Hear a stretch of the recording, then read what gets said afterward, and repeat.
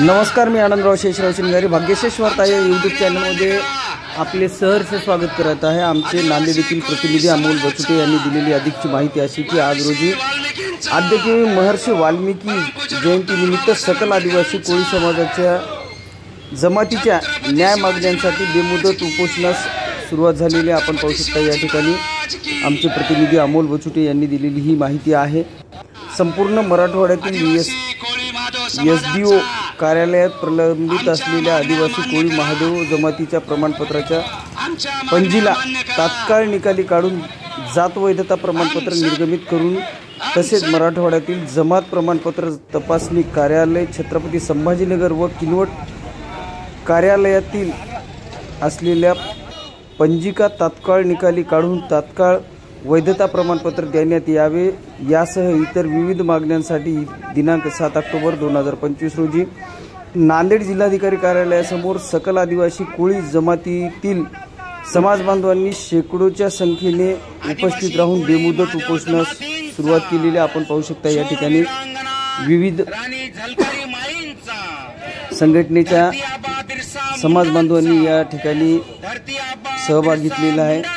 घोषणाबाजी करत उपोषणाला सुरुवात केलेली आहे। खासदार रवींद्र चव्हाण यांनी सुद्धा यावेळेस उपस्थिती लावलेली आहे आपण पाहू शकता। आमचे नांदेड येथील प्रतिनिधी अमोल बचुटे यांनी दिलेली ही अधिकची माहिती आहे। आपल्याला नांदेड शहर व परिसरातील बातम्या व जाहिरातींसाठी अमोल बचुटे यांच्याशी संपर्क साधावा।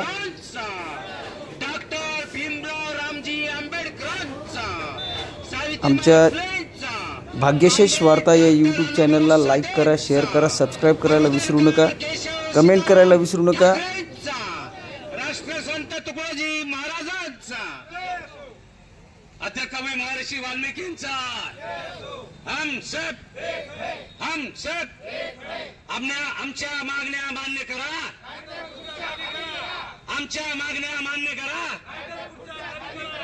हम सब कोळी महादेव कोळी जमातीचा, आद्यकवी महादेव कोळी जमातीचा, टोकरे कोळी जमातीचा, मल्हार कोळी जमातीचा, आमच्या मागण्या मान्य करा, आमच्या मागण्या मान्य करा। जाचकाठी त्वरित या ठिकाणी त्यांनी काढाव्यात आणि ज्या मागण्या आपण या ठिकाणी मांडलेल्या आहेत की संपूर्ण मराठवाड्यात एसडीओ कार्यालयात प्रलंबित असलेले जात प्रमाणपत्र पंजिका तात्काळ निकाली काढण्यात यावी। त्यामध्ये मराठवाड्यातील जमात प्रमाणपत्र तपासणी कार्यालय संभाजीनगर व किनवट कार्यालयात असलेल्या पंजिका तात्काळ निकाली काढण्यात यावेत, तात्काळ वैधता प्रमाणपत्र देण्यात यावेत।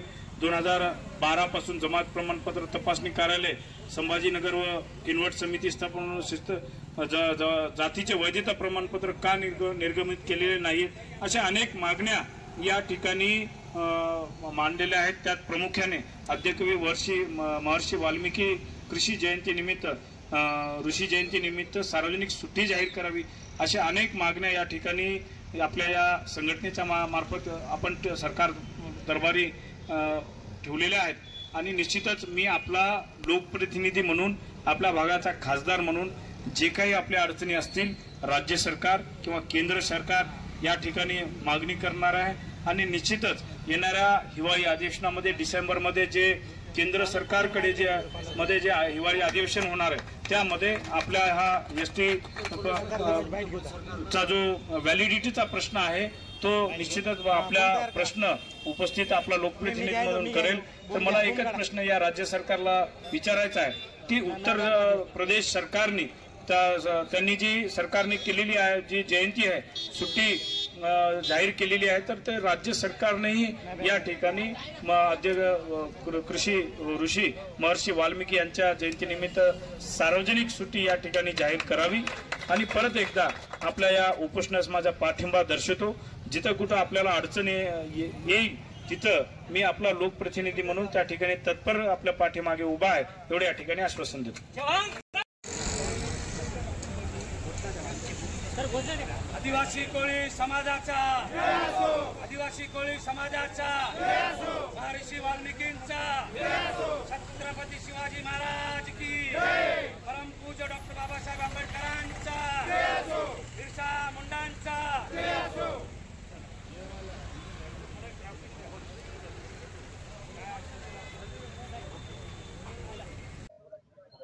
मराठवाडा आदिवासी कोळी माधव कोळी मल्हार कोळी टोकरे समाजातर्फे आज आद्यकवी महर्षी वाल्मिकी यांची जयंती आहे। तर या जयंतीनिमित्त या जयंतीचा औचित्य साधून आम्ही या ठिकाणी या मराठवाड्यातील आणि विशेष करून नांदेड जिल्ह्यातील जे प्रलंबित प्रश्न आहेत त्याच्यामध्ये प्रामुख्याने जातीचे प्रमाणपत्र भेटत नाहीये आणि जे प्रमाणपत्र या ठिकाणी जे प्रलंबित आहे काही ठिकाणी भेटतात काही ठिकाणी भेटत नाही।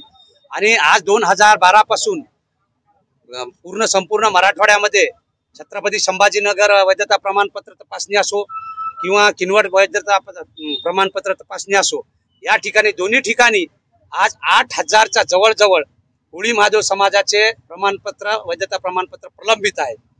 आम्ही आमच्या मागण्यासाठी तिथून जेव्हा ते एखाद्या संचिका जर रिजेक्ट होती ते संचिका रिजेक्ट होऊन जेव्हा कोर्टात जाते तर कोर्टामध्ये आमचं रेशो 99.9 आहे। म्हणजे आम्ही जर 100 संचिका जर कोर्टामध्ये दाखल केली तर 100च्या 100 त्या ठिकाणी आमच्या संचिका त्या ठिकाणी कोर्ट आदेश देते तपासणी समितीला की तुम्ही यांना तात्काळ वैधता प्रमाणपत्र निर्गमित करा म्हणून।